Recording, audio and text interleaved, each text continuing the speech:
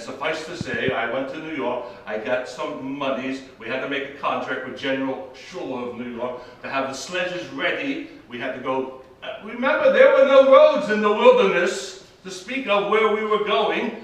We finally went from New York City all the way up to Fort Ticonderoga. We sailed up Lake George to where we got to Fort Ticonderoga, which sits at the northern part of Lake George.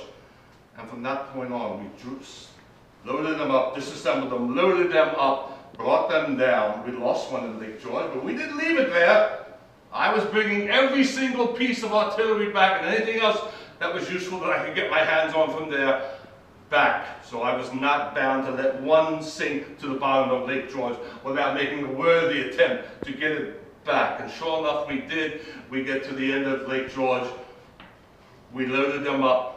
We started our travails across the wilderness, everywhere, through swamps, through forested areas. We came over the Berkshires where I had a small mutiny. These were contracted men. I had a few soldiers with me. And I was a civilian then because the Congress had not seen wise enough to award me with a colonelcy. They wanted to give me a captaincy and said I refused. And General Washington did push for that. So at one point on Christmas Eve, we ran out of something very important to this endeavor. Snow!